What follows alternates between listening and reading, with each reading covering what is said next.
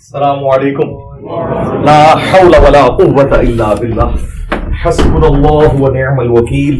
یا حی یا قیوم برحمتک استغیث. لا الہ الا انت سبحانک انی کنت من الظالمین. ربنا آتنا من لدنک رحمة وهیئ لنا من امرنا رشدا. اللهم صل على محمد وعلى آل محمد واصحاب محمد وازواج محمد وأمة محمد أجمعين إلى يوم الدين آمين.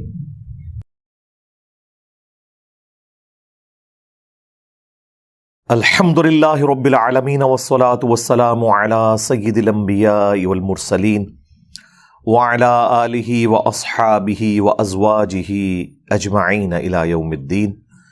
الحمد للہ آج 8 جنوری 2023 کو سنڈے کے دن ہمارا یہ پبلک سیشن نمبر 76 انشاءاللہ منعقد ہونے جا رہا ہے.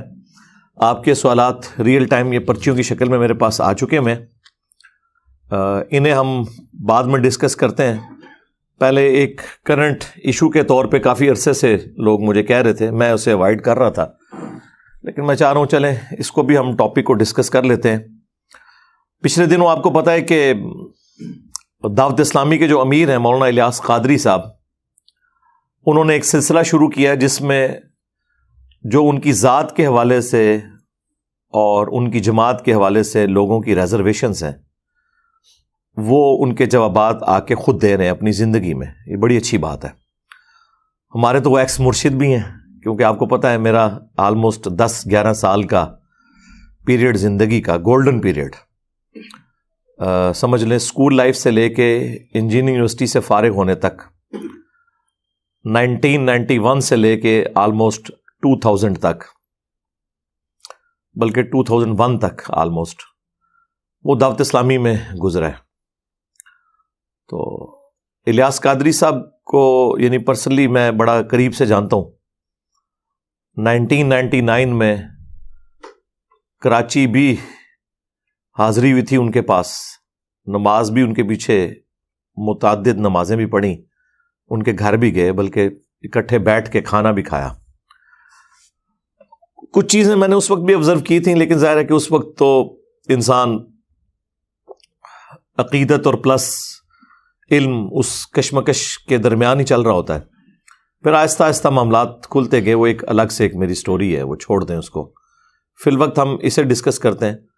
اس وقت تازہ تازہ انہوں نے 2001 کے اندر عالمی مجلس شورا انہوں نے بنائی تھی اپنی دعوت اسلامی کی، اور اس میں حاجی مشتاق قادری صاحب جو بہت بڑے نعت خواں تھے، ان کو پہلا انہوں نے اس کا سربراہ بھی مقرر کیا تھا. لیکن وہ اس وقت کسی عارضے میں مبتلا ہو کے ینگ ایج میں ہی ان کی ڈیتھ ہو گئی.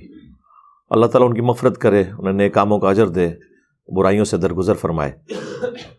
اور پھر اس کے بعد جو ہے وہ یہ حاجی عمران اتاری صاحب جو آج کل ہیں مجلس شورا کے امیر، یہ اسی وقت بن گئے تھے.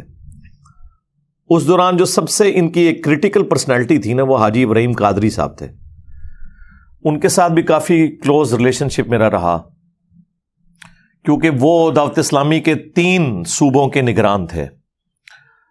پنجاب کے میجر کام ادھر ہی تھا پنجاب میں، دوسرا کشمیر، اور تیسرا کے پی. اس وقت صوبہ سرحد اسے کہتے تھے، اب خیبر پختونخوا اسے کہتے ہیں. یہ کے پی کے لفظ غلط ہے، کے پی ہے. یہ جو بعد میں آپ کے بولتے ہیں وہ غلط ہے، کیونکہ وہ ایک ہی لفظ ہے. پختونخوا جو ہے وہ اکٹھا بولا جاتا ہے، تو اس لیے یہ لفظ ہے کے پی. تو یہ 3 صوبے جو ہے نا اکٹھے تھے. اور 1997 کے اندر بہت بڑا ایک اجتماع بھی ہوا تھا پشاور کے اندر دعوت اسلامی کا. ایک پبلک اسٹرینتھ انہوں نے اس وقت شو کی تھی. وہ بھی ساری حاجی ابراہیم قادری صاحب کی کوششیں تھیں. اسٹیل مل میں وہ ملازم تھے اور بڑے ڈیڈیکیٹڈ، یعنی الیاس قادری صاحب کے شروع کے ساتھیوں میں سے تھے. اور اس وقت تو الیاس قادری صاحب فرمایا کرتے تھے کہ اگر مجھے اچانک کچھ ہو جائے، کیونکہ 1995 میں ایک مرڈر اٹیمپٹ ہوئی تھی جس میں بال بچے تھے. ان کے ساتھی 2-3 شہید بھی ہو گئے تھے اس میں لاہور کے اندر. چونکہ یہ پچھلی سیٹ پہ بیٹھے ہوئے تھے, وہ حملہ آور جو تھے انہیں بس اللہ تعالیٰ نے جب کسی کی زندگی رکھی ہوئی ہو تو انہیں دھوکہ لگ گیا, بہرحال یہ بچ گئے.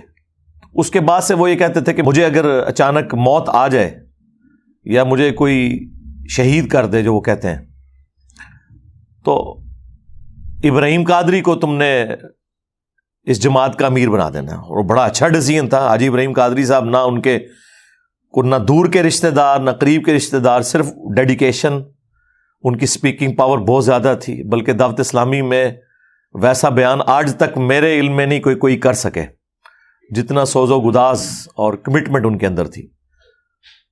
خیر, وہ آپ کو پتہ ہے جہاں پہ بڑے لیول کے لوگ انوالو ہوں وہاں پہ جیلسی فیکٹر بھی اسی اعتبار سے بڑا آ جاتا ہے. اور ظاہر ہے یہ وہ ساری چیزیں ہیں جن کے بارے میں میرے پاس فرسٹ ہینڈ نالج ہے, کیونکہ میں انوالو رہا ہوں ان ساری چیزوں میں. اور یہ میں آج پہلی دفعہ آن ایئر یہ چیز بیان کر رہا ہوں. دعوت اسلامی کی یہ جو 2 ٹکڑے ہو گئے تھے 2001 کے اندر آلموسٹ, تو اس کے پیچھے ریزن کیا تھی.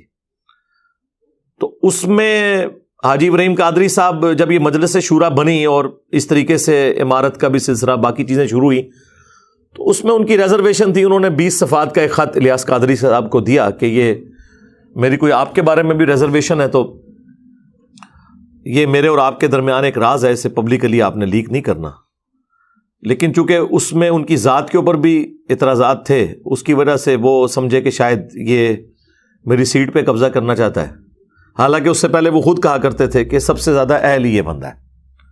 بہرحال پھر ساتھ کان بھرنے والے لوگ بھی موجود تھے جن کو خود اس پوسٹ کی لالچ تھی, ورنہ مجلس شورا کے پہلے امیر بننے کا اگر کوئی حقدار تھا تو حاجی ابراہیم قادری صاحب تھے.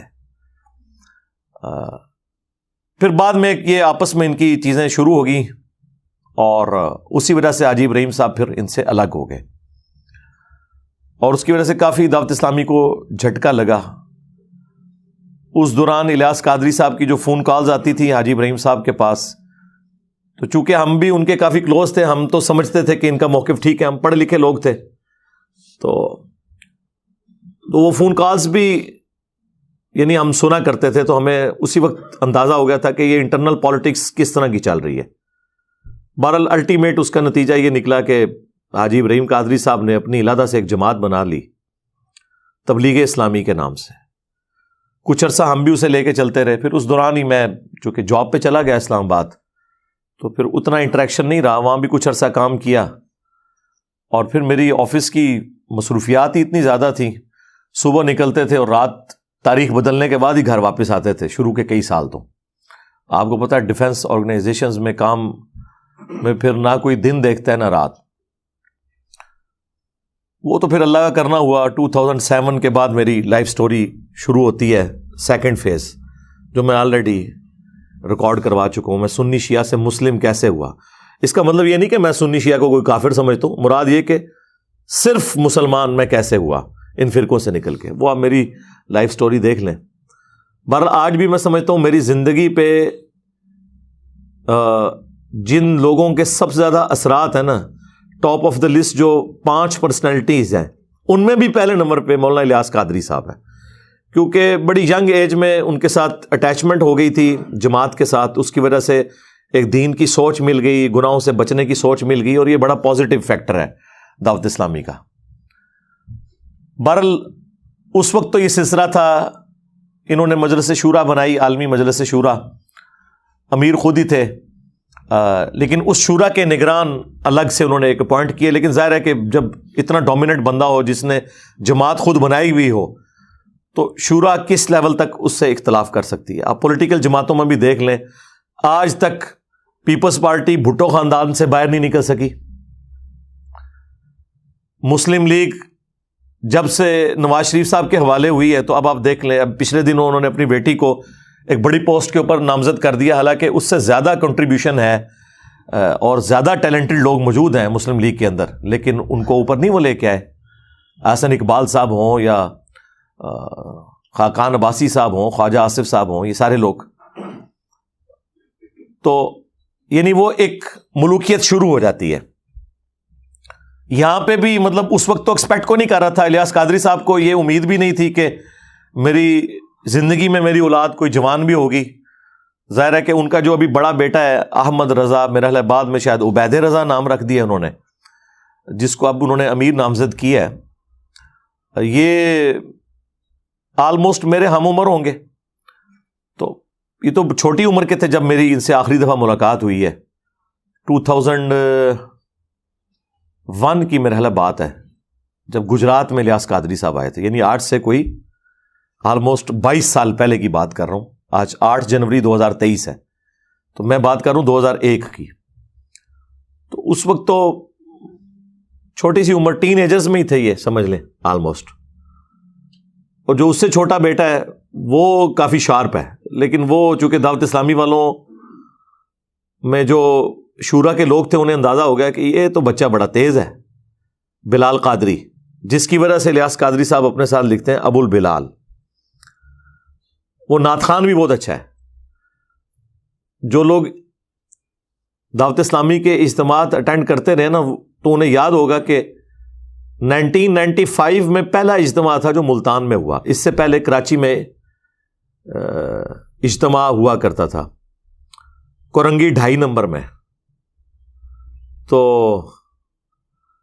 1995 میں ملتان شفٹ ہو گیا یہ، تاکہ پنجاب کے لوگوں کے لیے بھی آسانی ہو جائے، اور ملتان سینٹر بنتا ہے آلموسٹ پورے ملک کا، آپ ساؤتھ اور نارتھ کے اعتبار سے دیکھیں. تو اس وقت اویس قادری صاحب بھی دعوت اسلامی میں تھے، تو یہ نعت پڑھا کرتے تھے، تو پیچھے ایک چھوٹے سے بچے کی بھی آواز آتی تھی نعت پڑھنے کی. کئی ایک پرانی کیسٹس کے اندر موجود ہے. وہ بلال قادری اس وقت چھوٹا ہی تھا ظاہر ہے. تو بعد میں خیر وہ بلال قادری صاحب چونکہ بڑے شارپ تھے، پھر ان سے کچھ ایشوز بھی مس ہینڈل ہوئے. آپ کو پتہ ہے جب سلمان تاثیر کو اسیسینیٹ کیا گیا تو وہ جو ممتاز قادری صاحب تھے ان کی جب قبر بنی اور وہاں سے ایک آمدن کا سلسلہ شروع ہو گیا. آپ کو پتہ ہے جہاں بھی کوئی اس طرح ہوتا ہے تو مزار بنتا ہے. تو اس پورے سینیریو میں الیاس قادری صاحب اس سسٹم کا حصہ نہیں بنے.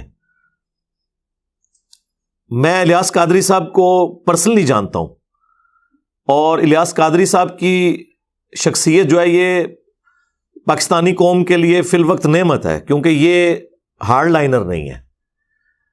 یعنی یہ پیسو ریزسٹنس کے قائل ہیں. کبھی انہوں نے آپ دیکھیں کوئی پبلک پروٹیسٹ نہیں کیا، کبھی کسی احتجاج کے اندر، کسی پولیٹیکل ایشو کے اندر انوالو نہیں ہوئے. اسی وجہ سے ہماری ایجنسیز نے انہیں کئی سالوں سے جو ہے نا وہ امن کی نمبر 1 جماعت ڈکلیئر کر رہے ہیں پاکستان میں، دعوت اسلامی کو. اور جینوئنلی الیاس قادری صاحب پہ جب خود بھی مرڈر اٹیمپٹ ہوئی تھی اس کے بعد بھی انہوں نے کبھی کوئی احتجاج اس طرح نہیں کیا. کسی بھی ایشو میں انوالو نہیں ہوتے. جتنی بھی تحریکیں چلتی ہیں سیاست کے نام پہ یا مذہب کے نام پہ وہ کسی میں حصہ نہیں لیتے. یہ ان کی ایک نیچر ہے.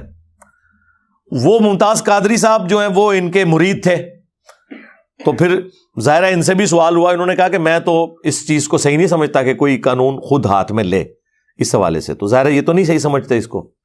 پچھلے دنوں آپ کو پتا ہے ادے پور میں بھی ایک سانحہ ہوا انڈیا کے اندر، اس کے اوپر تو باقاعدہ پھر ان کی ویڈیو آ گئی کہ میری پوری زندگی گواہ ہے، میں نے کبھی ایسے معاملہ نہیں کیا. حالانکہ اس ویڈیو آنے سے پہلے میں ویڈیو ریکارڈ کروا چکا تھا کہ الیاس قادری صاحب اس طرح کے نہیں ہیں، مجھے پتا ہے. میں تو اس بات کی تعلیم دیتا آیا ہوں کہ اگر خدا نہ خواستہ مجھ پر بھی کوئی ظلم و زیادتی ہو تب بھی میرے مریدین اور دعوت اسلامی والے ہرگز تشدد و مزاحمت اور قانون کی خلاف ورزی کا راستہ اختیار نہ کریں.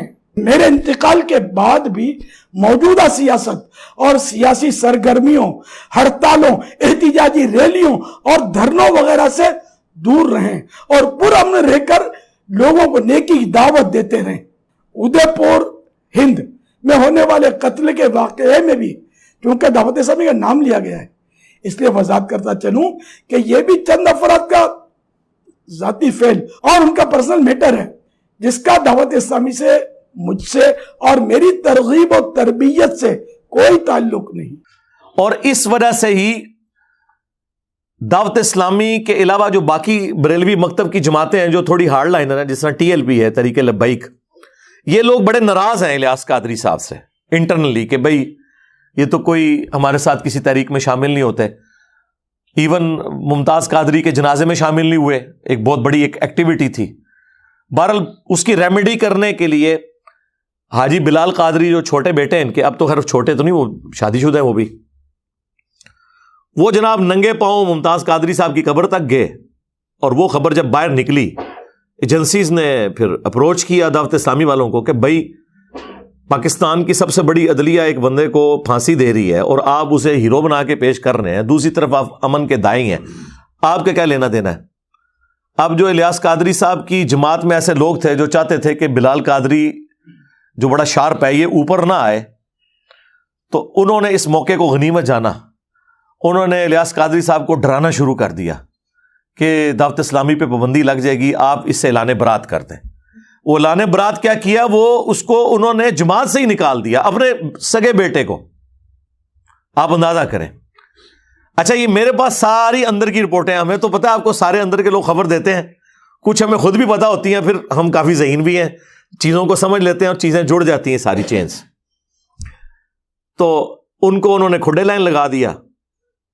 بس وہ عید کے عید کبھی کو ملاقات ہو جاتی ہے، باقی دعوت اسلامی سے اب بلال قادری کا کوئی لینا دینا نہیں رہ گیا. یہ عبید رضا یا احمد رضا یہ بیچارہ بالکل ہی سدھ ہے.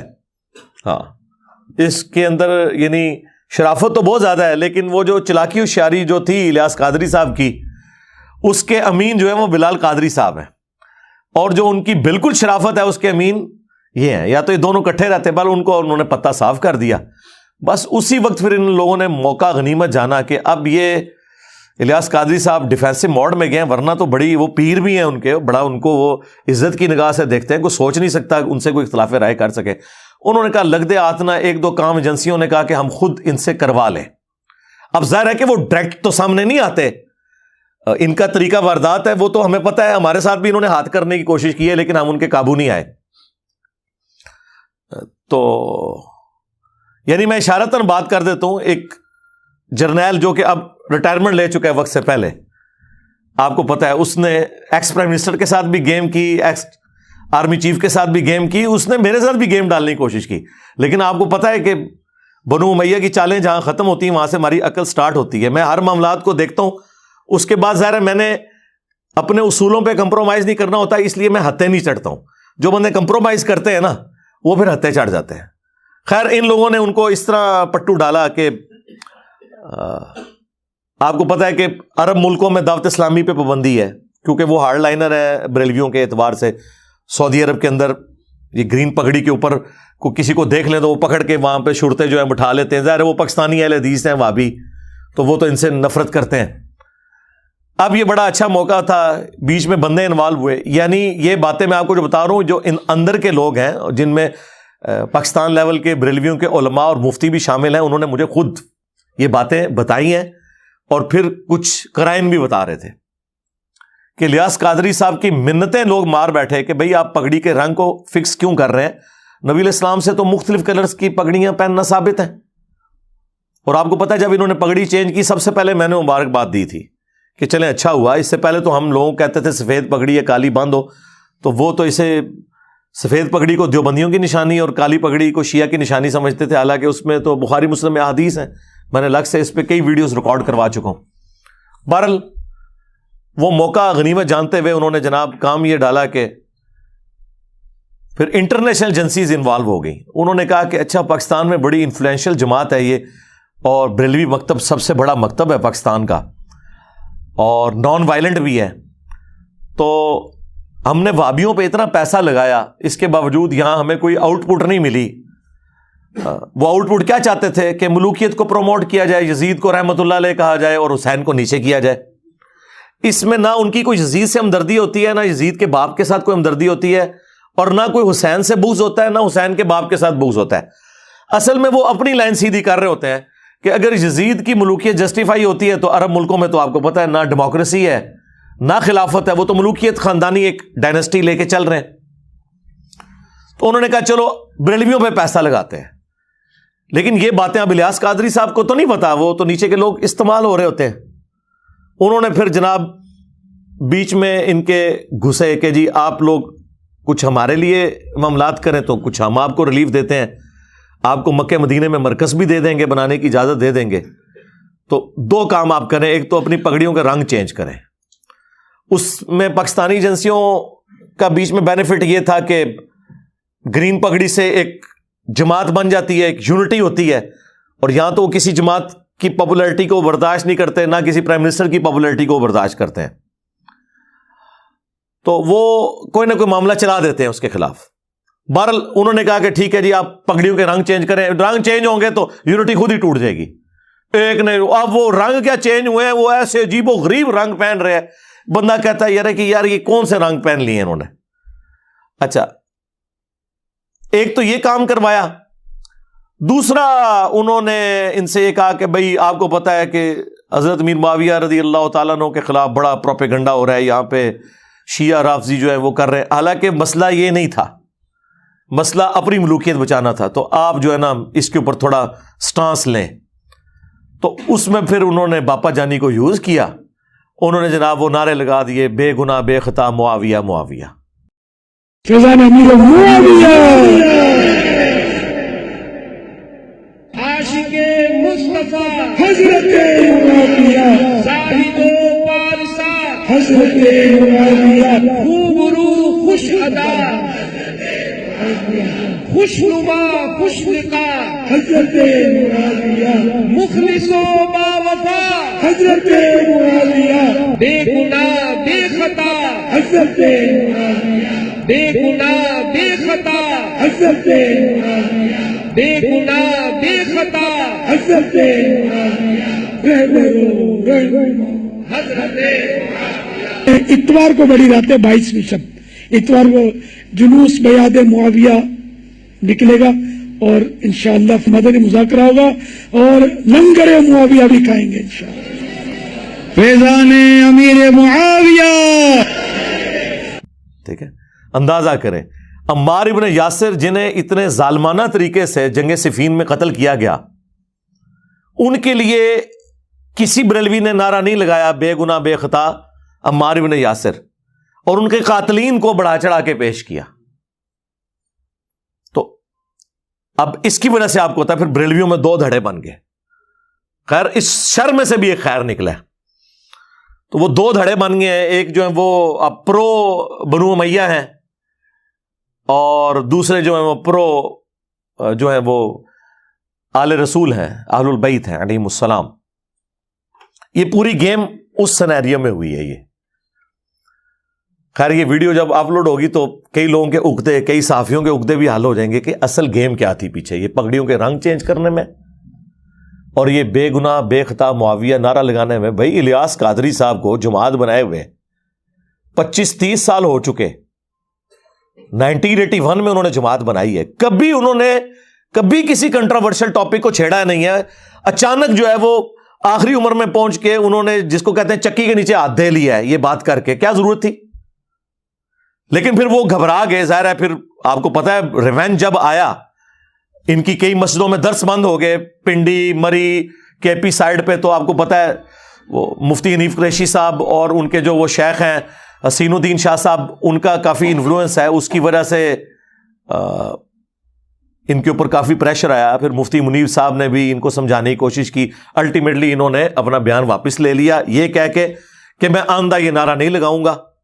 یہ نہیں کہا کہ انہوں نے غلط نعرہ لگایا, اور ان کا میرا مطلب تھا کہ ان کی خطا اجتہادی ہے, اور چونکہ اس پہ اجر ملے گا اس کانٹیکسٹ میں نے کہا تھا. بھئی یہ تو نہیں تھا, آپ نے کہا تھا بے گناہ بے خطا معاویہ معاویہ. ٹھیک ہے, اور ظلم یہ ہے کہ جن پر ظلم ہو رہا ہے ان کا آپ نام ہی نہیں لے رہے,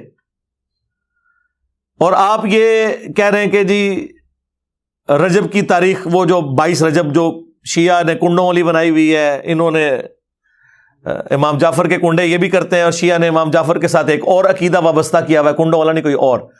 اور دیوبند اور اہل حدیث میں یہ ہوا کہ یزید میر معاویہ کا یوم وفات ہے, اس وجہ سے یہ لوگ مناتے ہیں. ہر ایک نے اپنی کہانی, اس پہ میری الگ سے ویڈیو ہے, سب بھی کہانی ہے. اس دن انہوں نے اناؤنسمنٹ کیجیے ہم اتنی مسجدیں جو ہے نا امیر شام کے نام پہ بنائیں گے. تو اس کی وجہ سے بریلویوں میں پھر ایک چیز وہ آنا شروع ہوئی کہ یار یہ کس طرف لے کے جا رہے ہیں. یعنی سنیت تو اس چیز کا نام ہی نہیں تھا. سنیت تو اس چیز کا نام ہے کہ امیر شام کو آپ نے لعنت نہیں کرنی, ان کی صحابیت کا انکار نہیں کرنا، انہیں منافق نہیں کہنا. باقی حضرت علی کے مقابلے پہ تو کبھی بھی کسی سنی نے انہیں صحیح نہیں سمجھا، خطا پہ مانا ہے. پھر اس وقت مفتی اشرف صاحب جو پاکستان میں سب سے بڑے آپ سمجھ لیں بریلویوں کے مفتی گجرات مراڑیاں کے اندر، وہ اس وقت حیات تھے. میں ان سے ملا بھی ہوں 2001 میں، اس وقت ان کا اہل سنت ماہنامہ نکلتا تھا، تو وہ ہم بھی یہاں منگوایا کرتے تھے. مفتی احمد یار خان نعیمی صاحب جنہوں نے جال حق لکھی ہے، وہ ان کے سب سے لائق ترین سٹوڈنٹس میں سے تھے. تو وہ اس وقت بھی سامنے ہے، انہوں نے کہا یہ تو بالکل ناسبیت والا نعرہ ہے، بے گناہ بے خطا معاویہ معاویہ، یہ تو ناسبیت ہے اس کے اندر. بلکہ انہوں نے تو وہ جرت والی بات کی جو بہت عرصے بعد میں نے بھی کی، ان کو سن کے نہیں، میرے تو کیفیت طاری ہوئی تھی تو میں نے بول دیا. انہوں نے تو اس وقت یہ کہا کہ میرا تو یہ عقیدہ ہے، میں اپنے اسٹوڈنٹس کو یہ کہتا ہوں کہ اگر بالفرض میں حضرت علی رضی اللہ تعالیٰ عنہ کے زمانے میں ہوتا تو میں حضرت علی کے ساتھ مل کے حضرت امیر معاویہ رضی اللہ تعالیٰ عنہ کے خلاف جنگ کرتا جنگ صفین میں. جو میرے دل کی بات ہے وہ یہ ہے کہ واللہ اگر کبھی اس زمانے کے اندر ہم موجود ہو یا میں محمد اشرف قادری موجود ہوتا تو میں تلوار اٹھا کے مولا علی رضی اللہ تعالیٰ عنہ کے ساتھ ہوتا اور مولا علی رضی اللہ تعالیٰ عنہ کی طرف سے حضرت امیر معاویہ کے لشکر کے ساتھ میں لڑتا بھی، کیونکہ یہ ہمارے عقیدے کا تقاضا. ناصبیوں کا نظریہ کیا ہے کہ جی دونوں مجتہد تھے، ہاں جی اب ہمیں یہ فیصلہ کرنے کا حق نہیں پہنچتا کہ ہم کہیں کہ کس کا اجتہاد صحیح تھا اور کس کا اجتہاد غلط. بے قصور و بے خطا حضرت معاویہ، یہ نعرہ موہم ناصبیت ہے، اس سے ناصبیت کی بو آتی.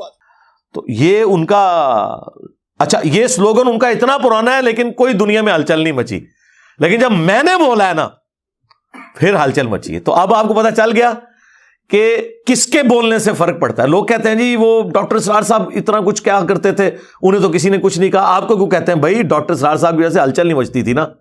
ہم تو جو بات کرتے ہیں ہلچل مچ جاتی ہے، ظاہر ہے کہ آڈینس ہے، لوگ سنتے ہیں اور لوگوں کو پتا ہے کہ بھئی اس کی روٹی روزی دین کے ساتھ نہیں جڑی ہوئی. 1 روپیہ یہ چندہ لینے کا کسی کا روادار نہیں ہے، کوئی اس کا مدرسہ نہیں، کوئی فرقہ نہیں، کوئی جماعت نہیں، یہ سارے فرقوں کے پیچھے نمازیں پڑھتا ہے، چندے انہیں دیتا ہے، یہ اس سسٹم کا بینیفیشری نہیں ہے. تو یہ بات جب کر رہے تو صحیح بات ہوگی تو اس کا اثر ہوتا ہے. وہ تو پھر جب وہ انہوں نے یہ بات کی تو پھر لیاس قادری صاحب بیک فٹ پہ گئے اور انہوں نے اپنے وہ معاملات جو ہے نا وہ سیدھے کر لیے. بہرحال بخاری اور مسلم میں بالکل واضح حدیث موجود ہے، حدیث متواتر ہے. اس حدیث کے دفاع پہ محدثین نے کتابیں لکھی ہیں. چند احادیث ہیں جو متواتر ہیں، جو کثرت سے صحابہ سے روایت ہیں.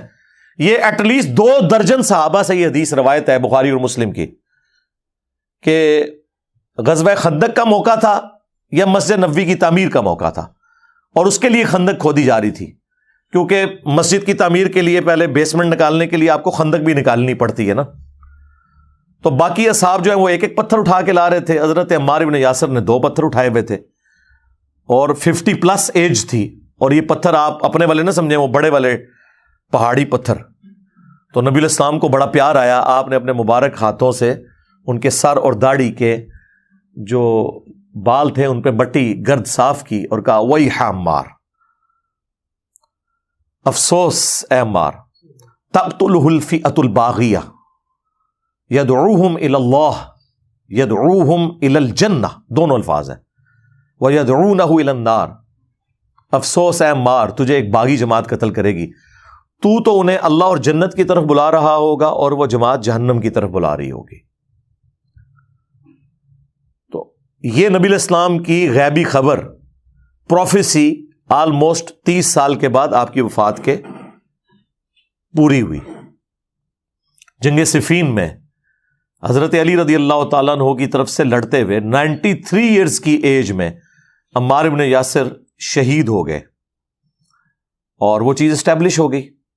وہ مسند احمد میں اوپر تلے کئی احادیث ہیں کہ ایک صلح حدیبیہ کے صحابی تھے ابو الغادیہ رضی اللہ تعالیٰ عنہ، ہم تو ظاہر احترام سے ہی نام لیں گے، انہوں نے حضرت عمار کو شہید کر دیا، اور اس کے بعد وہ روتے تھے کہ مجھ سے اتنا بڑا یہ کام ہو گیا، اور اس حدیث کو بھی یاد کرتے تھے کہ عمار کا قاتل اور مال لوٹنے والا جہنم کی آگ میں ہے.